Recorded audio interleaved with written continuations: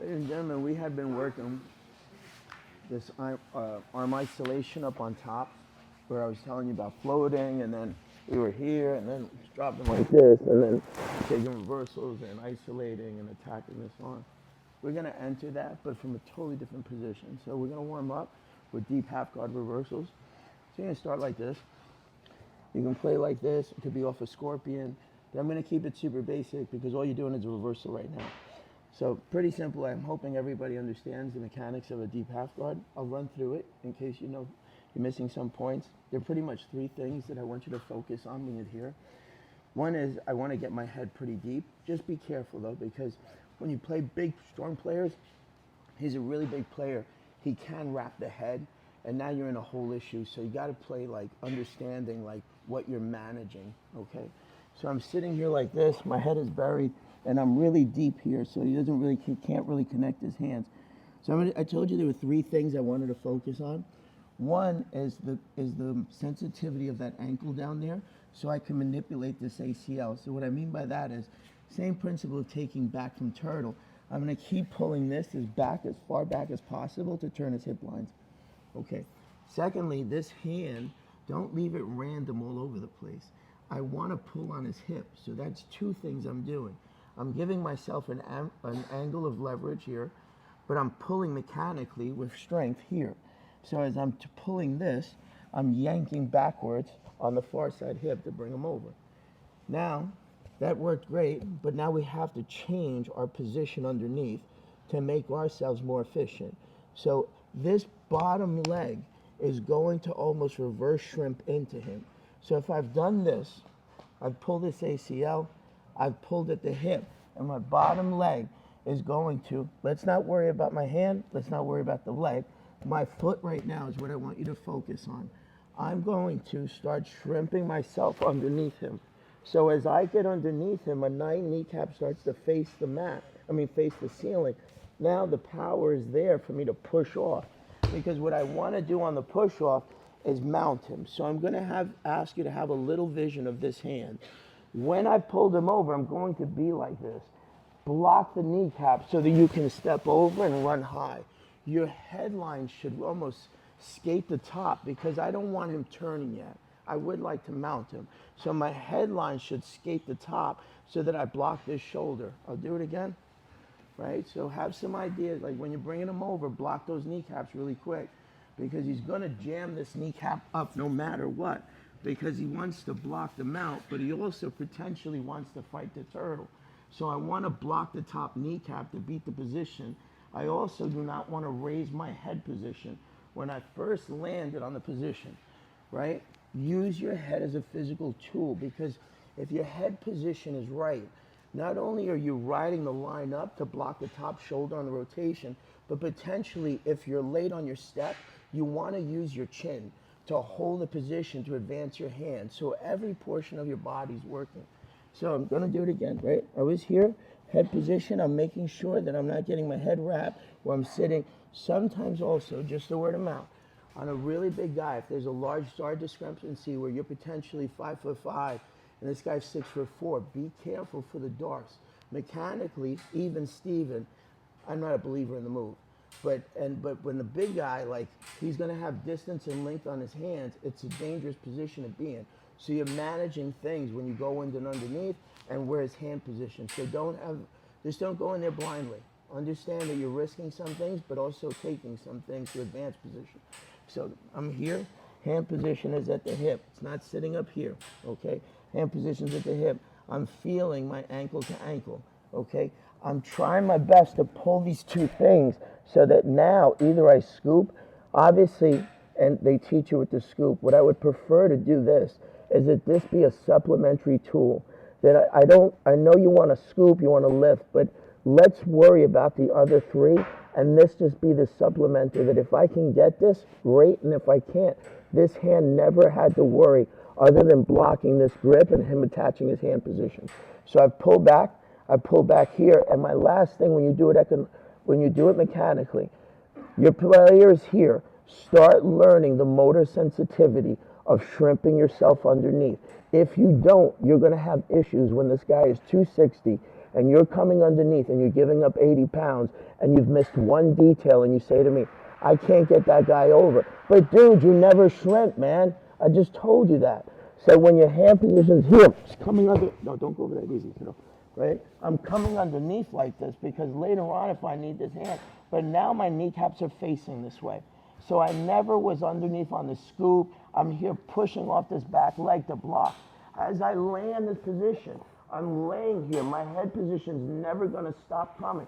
I'm driving up. I'm coming up the middle, I step, and I mount. You have to do both sides. You have to get good at both sides for a reason. You never know how they're gonna pass. Maybe they beat the center knee line, and on the center knee line, when they're driving up on a half guard, they get on your foot. You gotta know how to play the game on both sides on that position. You also have to know how to get to a dogfight from both positions.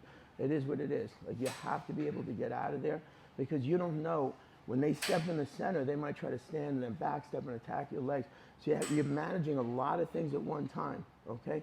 Let's try to do it. Jeremiah, could you do it, or Ace, could you do it on him for a second? Well, Ethan does everything right. And stay right there. And this is what I mean by it. Let's say this head's like over here, right? And you're trying to do this. And can we back you guys up a little bit? Yeah. Right? And I told you, be careful, manage that head in position deep in there. But you're like this. What do you think's going to happen with this fist? It's going to pop you in the face so bad that forget about it. Like, it's going to hit you with that. He's going to heavy wizard you. You do want to learn it as a self-defense art, right? You're getting your ass kicked right now. And your head's right there, and you're eating those punches, and every single thing that you thought you were going to do is going to go like this. Right? Peekaboo. So you got to be careful in how you manage that head, okay? Secondly, could I go in there for 1 second? I want to explain. Let me go in there. Come in here. I just lost this freaking underhook. And I told you the man that owns this pocket is dominant. I'm here fighting like crazy to go.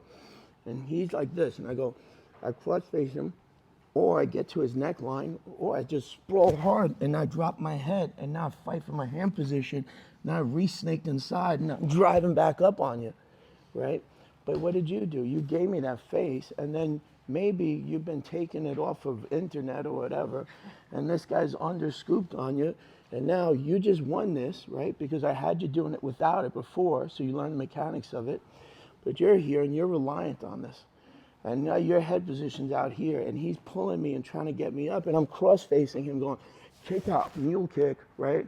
And now I'm fighting for my head position, now I'm fighting for my hand position, or I'm fighting for my neck position in here to separate him, and now my hands in. But your storyline started bad, right? Because your head position wasn't managed. It was a tweener. Wasn't out far enough to attack the top quadrant. It was sitting in the center line. It wasn't deep enough. That's why I said you got to be super conscious and hyper aware and understand the storyline, because then you're going to short the move and then you have no success. And then you go do that thing in a self-defense setting, especially with fabric. Fabric, you can get that guy over. Fabric, you can dominate. Fabric, he bases that hand, you come out the back. Now you're on this guy's back, and if you know the storyline, you're going to go, man, I'll choke you out real easy, right? So that's what we want to achieve. So let's do it again. Pay attention to your head positions. Let's do it. Remember I told you before, he's in a heavy wizard, and you've done all this stuff, and you're pulling, you're going, I can't get this guy over. And I'm trying like crazy, and just because of the size and the length and all these things, like, not that easy. And you're mechanically trying to shrimp under him, and you're going, man, this doesn't work. Let me stay right there, stay right there. I before was getting all the way underneath here, so then I started planking myself, but it's not working for me. It's really hard. Go back.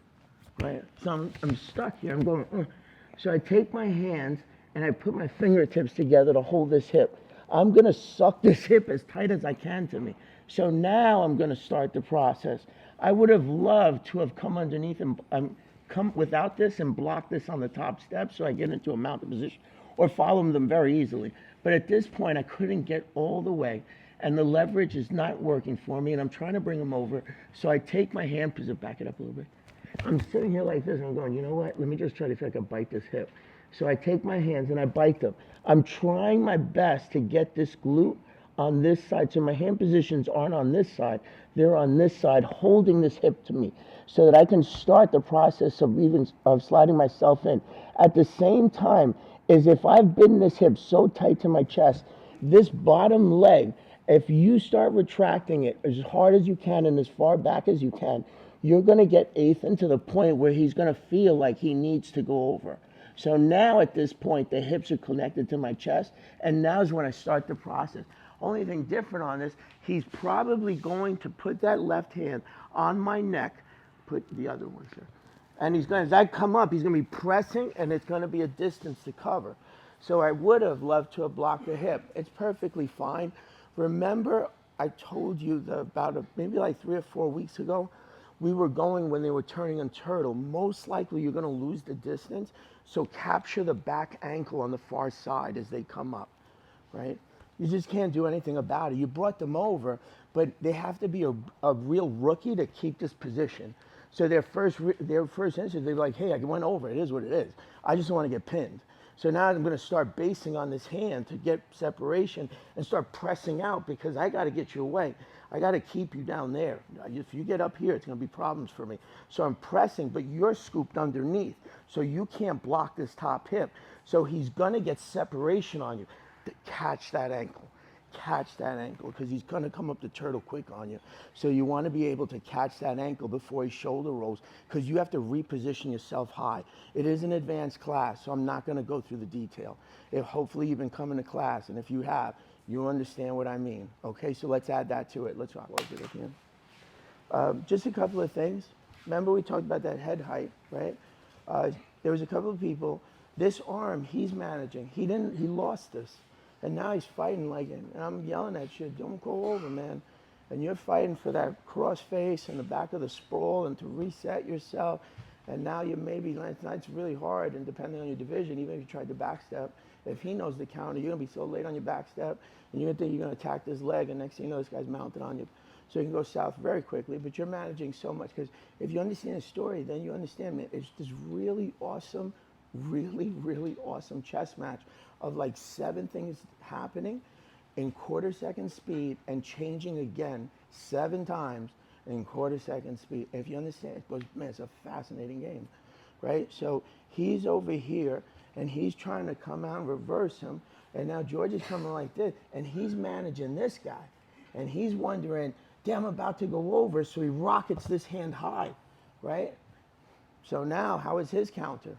Because he just opened up this pocket, so his scissors should be hard. So this leg is going to kick as hard this way. Bottom leg is going to kick exactly, and just get your knees to turn. Stay right there. Be careful. Your foot and your ankle are sitting in the middle. So if he shoulder rolls and those leg locks and you run up too high, be careful over there. Okay, so right away, stay right there. As you transfer high, this kneecap's got to come high. Right, transfer high and lift that kneecap right away. No. Lift the kneecap. Let me in there for a second. So he was like this. He's sitting here like this. And I go, I got to get this knee. Because if I'm sitting with this kneecap and I make this transfer and Georgie goes under on this shoulder and now he's like this and I go, oh, damn, how did that work out for me? Right? Didn't work out well. Right? So go back in there. Right? So when I scissor hard. So he's reacting, and I'm leveraging him, and I'm rocking him, and I'm kazushiing him, and all these things. Johnny's so crazy. He brought all those Japanese terms in here, right? I don't even know what kazushi means, but I just say it because, right? Yeah. For years, when you start doing that. I grew up in a different time. But if you're into the Flintstones, Fred Flintstone had this friend who was named Kazoo. It was this little green man, and then people would go, what the hell's kazushi? And I go, I don't know, kazoo something, man. So if you ever watched the Flintstones, there was this little green guy who talked to Fred. So he just scissored to this point, and now what was his reaction? Because it's happening really quick. As he's coming up, he's like, if this kneecap was on that mat, he should have reacted again, right? He should have reacted. So as he makes the put this guy down. As he makes the transfer, that kneecap, yeah. And if you were here on Saturday, isn't that the same position? That's the same exact spot. If you were here on Saturday, I went to this whole thing of back taking. And then the last 15 minutes was about that knee, was about about the position of the knee and where it was sitting, was about that knee. And then all these guys were sitting here. You guys are a different room, totally different room. And I say this honestly, it's like recently, about 3 weeks ago, 4 weeks ago, this guy came in. He was smashing the class on a Friday night. And I was like, okay. Whatever. Zeke was on vacation somewhere. Who the hell knows where he was? So he was smashing the class. He comes on Saturday. I watch him. He's a visitor. I was like, damn, he's really smashing the class. He's really good. And it's hard to tell sometimes the perspective because they're rolling and you're watching and they're smashing the guy. And it's like, well, he's really good. And mostly a lot of people on Saturdays, I don't know. And then he shows up on Monday. And Elliot rolls with him, and Elliot choked him out like 10 times, and Zeke smashed him, and eighth was all over. And I was like, oh, that was so weird. He did so well on Friday. And then recently, this world champion came in, and morning class is totally different. You guys are awesome, man. I really enjoy coming up. I know some people like don't like waking up. I love seeing the sun. I'm going, man, I'm going to the North Pole, and that's what this place is for me. It's like Christmas every day. So when he comes up to turtle, you're like that. So you understand the position. So do everything exactly the same, okay? The only thing different is your partner's going to take this hand out. So now you're managing this hand. I mean, you can't not see it. You're under there and it's sitting right here, or you close your eyes. You can't tell me you didn't feel it. And then the moment he takes it out, you should have hit that scissor right away because he just opened up the pocket to come to the backside. But as you do that, he should have reacted and realized, like, damn, I had to sacrifice that, but let me see if I can go for that, right? Or he might potentially Granby roll or something on you. So you got to be understanding of how fast that happens. And then, now, if this happened in, like, real speed, like, I've been watching the game a long time, so it's different for me a little bit. But if you're just watching the beginning, it might look chaotic. Now you start to see this going so fast, you'll go, damn, that wasn't chaotic. It was so high level transition speed that it just looks like a blur. It looks like two guys that have, no, high level, not it's control chaos. So one more time, guys. Yeah, same position, right? Your same position. Boom, you landed. Georgie took it out. Georgie took it out. Scissor it and come up. Yes, sir, Georgie. Perfect. That's all you're doing, okay? So now you understand what he should have done. George should have rolled right away. The moment he came out the backside, you can't stay there because he's going to lift the knee, he's going to pick the ankle, and everything went south on me. So you start to understand the storyline deeper and deeper and deeper, okay? That's why we say about Gordon, I say very complimentary, it's about read and reaction. Now you start to see, it's like, damn, it is read and reaction. It's nothing special. He one time reacted super late. He came out, and then when I say, oh, move, he reacted because now you understand about the drilling. Because it becomes this dance that you don't understand anything other than it's coming out of your body. It's like sweat. It's just coming out, okay? So let's, we have about 5 minutes. You want to drill any of them or all of them? In 5 minutes, we rock. We got our DJ by special request. I'm not sure what he's doing here today. Never comes on Monday. So, yeah. The other day, him and Jim were ready to fight for that radio. Come on, let's do it. 5